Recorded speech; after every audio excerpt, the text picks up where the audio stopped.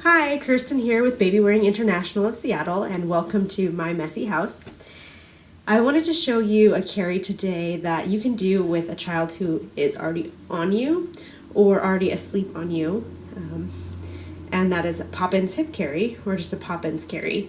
This is called a hip carry, but it can be done with an older child who's on your hip, or it can be done with a baby more on the center of your body. And since I would love for her to go to sleep when she's wrapped, I'm going to put her here, which is this spot where she likes to sleep.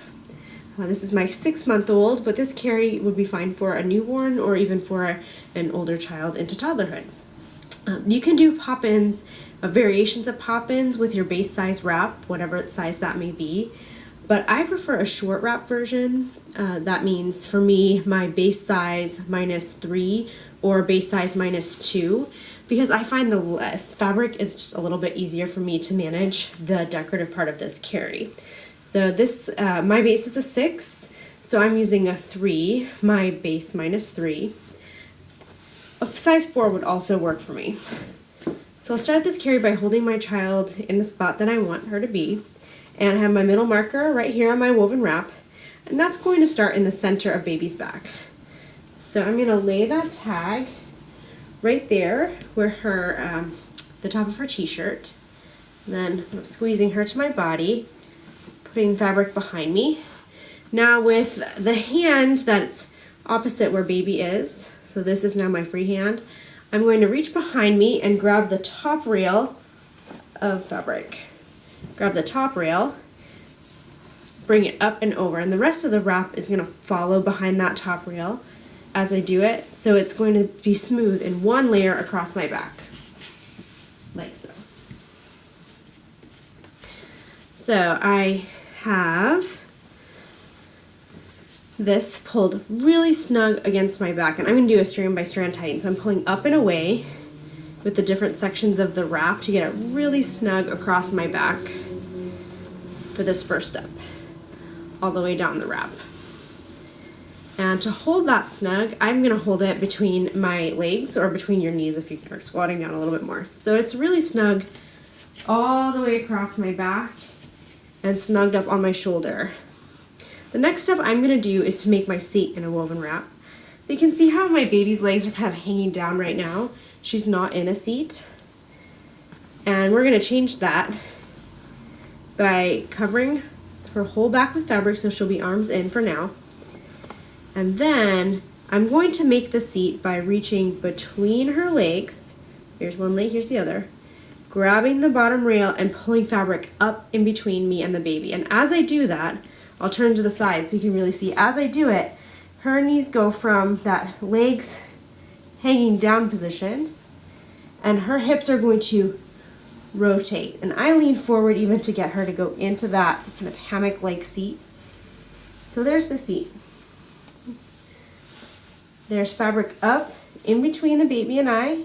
She's completely covered from knee to her other knee. And we have that classic M shape of going up to the knee, down to the bottom of the bum, up to the knee and down. Her legs can dangle freely from the knee. I've got that fabric really taut in between us. So it's not just shoved up in between. You saw how I used that bottom rail when I was pulling to physically bring her knees up. And then I want to take the slack out of that bottom rail as well. So the process is not done just by getting fabric up in between you and the baby. The next step I'm going to do is to get the fabric completely snug across this horizontal direction. So that means holding baby with one arm, I am gathering and pulling this entire part taut. So there's no slack whatsoever, and baby is being held really tight to my body. So I'm holding this vertical pass in between my knees, and it was tight across my back already, done manually. And now this here, this horizontal pass is also completely snug across her back. And I want to get her even a little bit higher than I want, because I know Poppins just tends to slide down. Now I have a vertical pass and a horizontal pass. And this feeling of putting baby on my body with just the one pass of fabric over her is a great thing to practice, because if I was going to tie off right here at my shoulder with a slip knot. That would be the traditional sling carry that was formerly known as a rebozo carry. That's one type of tie off from moving from this point in the wrap job. But we're gonna do a Poppins tie off, which is much fancier. So from here, I'm gonna now swap, I'm gonna swap the 2 layers.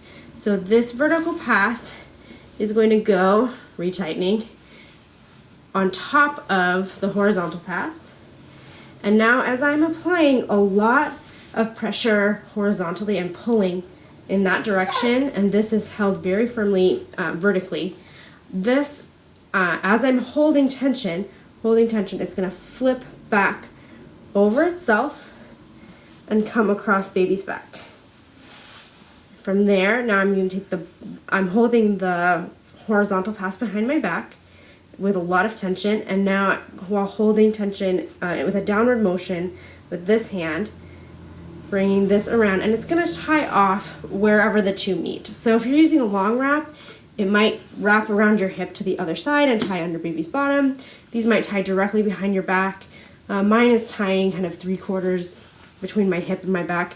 Wherever they meet up is fine, as long as you can get a nice, strong double knot. 1, and 2 for a double knot.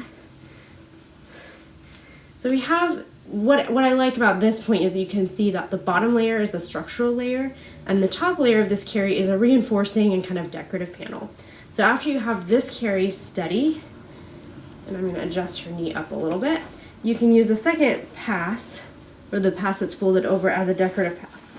This is what gives that beautiful reverse side Poppins carry that everyone loves to see. And you can even kind of pull this up to make a little shield. If you're using this as breastfeeding carry, it really can be pretty discreet because this moves up and down on that vertical pass. Yeah, pretty cool. Baby's always close enough to kiss. And my tips for Poppins are, first of all, get the back really tight before you flip over that pass, because otherwise it just becomes a big mess.